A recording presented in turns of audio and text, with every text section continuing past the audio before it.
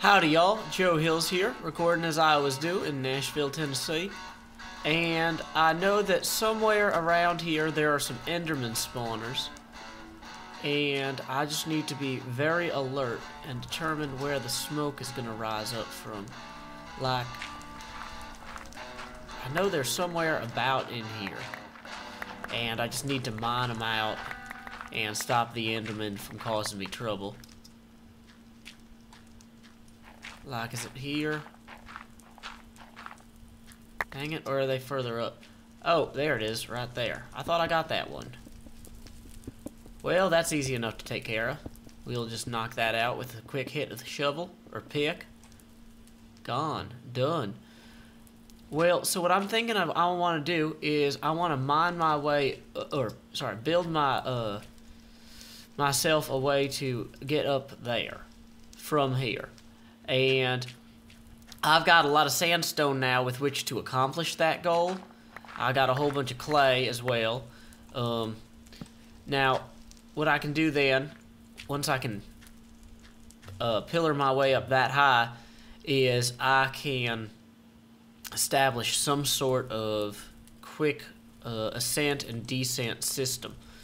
Now, the initial pillar will probably just be a single column, and then I will harvest lumber and I will come back with the actual long-term solution, which as I descend I'll recollect these blocks and I will add ladders, which will greatly facilitate this process. So let's see, how are we doing? Okay, yeah, we're actually coming up on the edge of that island right there pretty well. Anything that makes travel faster in this map is going to be a huge boon. Oh, dang it, really? I'm directly underneath a piece of redstone. Redstone takes forever to mine with a non-iron pick. So, my apologies to everyone for the unfortunate placement. If there's a zombie or a creeper on top of this, I will scream so loud. Okay. So, small blessings, there is not a zombie or a creeper on top of that, indeed.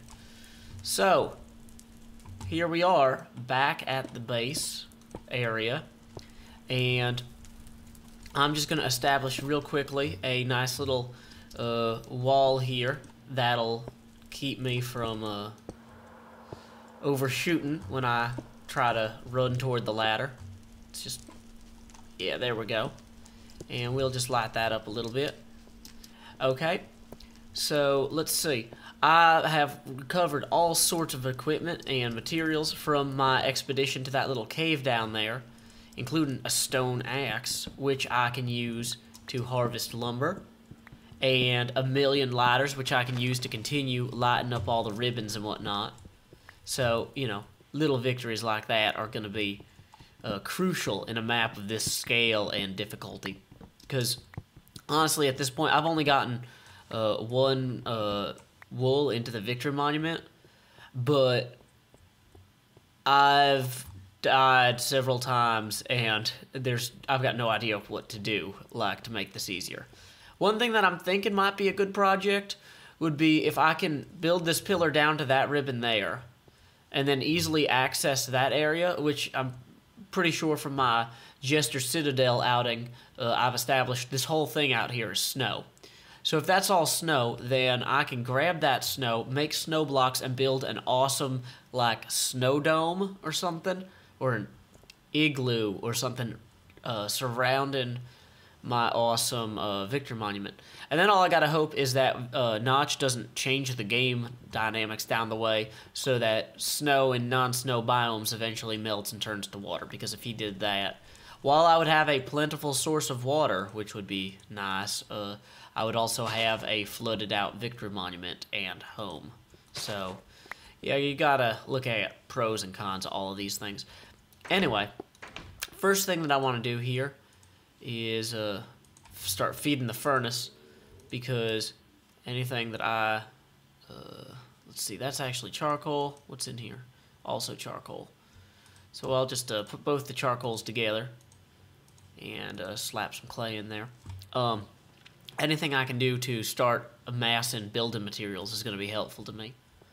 Okay, so we got our before we go through and clear this little throughfare better to make this ladder well easier to access, I'm going to go ahead and post a sponsorship sign thanking Thane Draven, who asks, "What's the Haps?" For those of you who are not from Germany, the Habsburg family is a major institution. No, actually, that's a joke. What's the Haps is actually an abbreviation of, "My good sir, what are the happenings of the day?" Or, well, this is why Cleo says I'm not allowed to use a British accent. I almost said a zombie accent because, you know, her name is Zombie Cleo. But anyway, yeah. So thank you very much to Thane Draven for your excellent question of what are the Haps. I actually feel compelled to answer that as well, you know, because it's such a good question. The Haps, in my life anyway, are that my friend Art and I, with whom I work on all my comics, have just picked up several cheap-ish video cameras, and we got a little bit of sound equipment, and we're going to start experimenting with more live-action video, and so you're going to probably see some of that coming up on my channel in the near future. I'm also accepting submissions for artwork that I would feature on a separate, like, Minecraft art-related show. And I was hoping to get that first episode out on Friday, but I didn't receive enough submissions, and I realized I hadn't really advertised it enough or prepared enough. But I've got a green screen in my apartment now, and so the idea would be that I would, like, stand in front of the green screen and show the art behind me and talk about it, which could be fun. So I think that what I want to do with my, well, there's a few ways I could go. I could establish a forward base at that sandstone cave there, which seems like a good idea because I could bring some saplings and some dirt and try and figure out what's going on out that way. Or I could finish, you know what, I think this episode I'm going to go ahead and I'm going to try to finish up my awesome ladder thing. So let's grab some of this glowstone too, that might come in handy. And so, okay. The glowstone will be especially nice for taking care of stuff like throughout here, where it's just like, well, actually I could use netherrack for that too, but like, see, I don't need these holes here. These are my death if I'm not careful. Better not to die. So anyway, light that up a little bit nicely. So what I'm thinking I'll do is I'll begin descending here, and as I descend, I'll go ahead and slap additional blocks up here, which I will then place ladders on. And I think that that covers all my bases. Wait, does that make sense? Yeah, that works. And I'm going to want to also be adding blocks to, like, shield this from ghasts some. So let's just go through and keep doing that. One thing that I've been thinking about recently is the idea of direct democracy in terms of how, you know, it made a lot of sense to be a republic when you couldn't get folks out to vote on a regular basis. You know, it was just getting from Montana to Washington, D.C., which, not that Montana was one of the original colonies, but just bear with me for a second. You couldn't get easily from, like, the Dakotas when they first became a state out to D.C. to vote as a private citizen on a daily basis. Like, that was just not feasible. And so, as a result, you had a lot of folks who would essentially elect representatives, which was a big part of the basic democratic system as we have it in America, is the idea, okay, you elect your representatives, and then they vote for you after you vote for them. And it works in a lot of ways because representatives have more opportunities to educate themselves on what's going on, and in terms of security briefings and stuff like that, there's a lot of good reasons for it. But I started thinking about this, and I don't know, like, it almost seems like there's an opportunity now that we have the internet and just anybody who, you know, if we had some sort of, this is the only argument for like a better national ID system that I really would put stock in, but essentially if, you know, when you were issued your passport or your national ID, you essentially got a federal voting card. And it's not that we would necessarily replace the three branches of government with solely direct democracy, but rather that like we would augment them somehow, like possibly creating, like I feel like creating a third bicameral, or I guess at that point a tricameral body would be probably too much of a mess, because you're fighting with the House and the Senate and the people's voting bloc. Oh no, I've screwed this up. I did not bring enough ladders. But, whereas, like, if you replace, like, the House of Representatives with a direct voting system, and then you left the Senate, the judiciary, and the presidential, or the executive branch intact, like, that might make for some interesting changes in the way that we handle the political process. At the same time, it would probably be a gigantic mess to do that. Like, it would be prohibitively horrible in terms of time consumption and things like that. And so, really so I started thinking more about it, and I don't know, maybe some sort of veto system where, if 75, like, everybody who's registered to vote has the ability to express a, I don't know, kind of like a veto power over a law. Like, if when a law is passed, or this might be the way to do it too, so it doesn't even require a constitutional change, but like, if the president said, I will only sign bills that 25% that have no more than 75% of people's vetoes against them. So, like, a person could affirm a bill or veto a bill, and if 75% of the people that vote to veto the bill vote to veto it, then it would like not be signed. Or like maybe a more simple way to do it would be like if half the American population, half the voting population can actually be mobilized to veto a bill, which, I mean, a lot of Americans, we're pretty lazy. You know, we're not going to go out of our way to get involved in things that aren't our troubles. But, like, if 50% of the U.S. population casts a veto ballot digitally over a bill before it, you know, becomes law, then it would be disqualified from being signed by the president.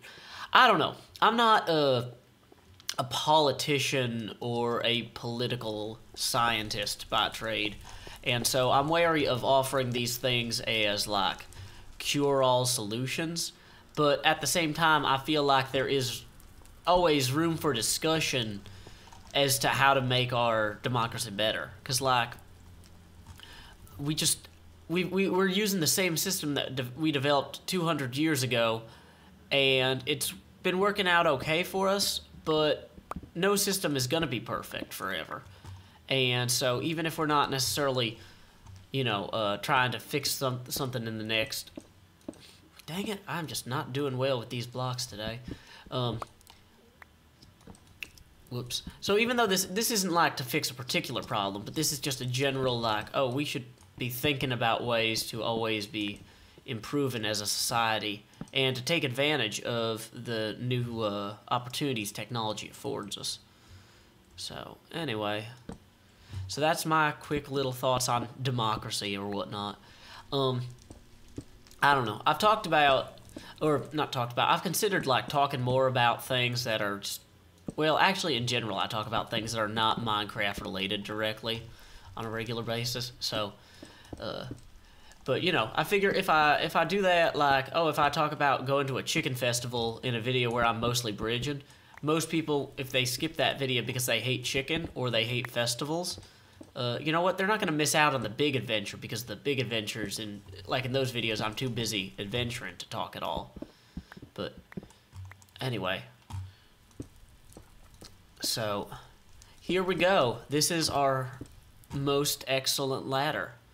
This will make everything in this map so much easier, and if I die because of a missing or obstructed bed and get a game over, like, I at this point, it's too late. It's too late for me to ever be happy again if that happens. No, I shouldn't say that. It's a fun game, and I'm going to enjoy myself no matter what.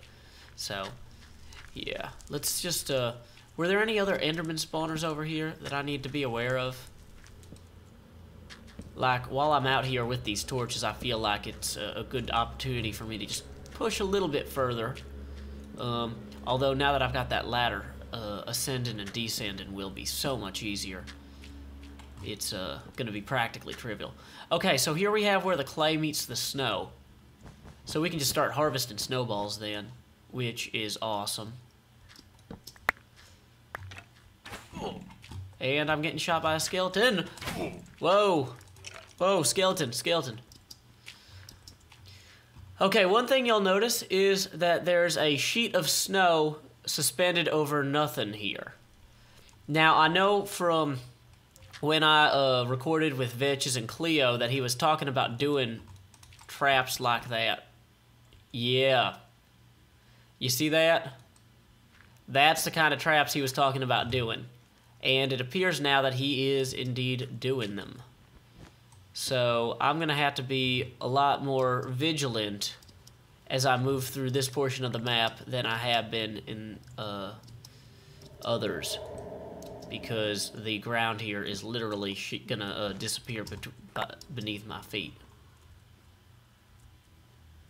Okay, so there seems to be a dungeon here, but I lack the sufficient light and power to really explore it quite yet. So I'm probably going to go ahead and call this a video. So thank y'all for watching and for listening to my crazy ideas about direct democracy. And thanks again to Thane Draven for asking what the haps are and putting me onto such a subject. Until next time, y'all, this is Joe Hills from Nashville, Tennessee. Keep adventuring. Yes, I'm headed down to somewhere, got my pickaxe in my hand. I'm headed down to somewhere, God knows where I am.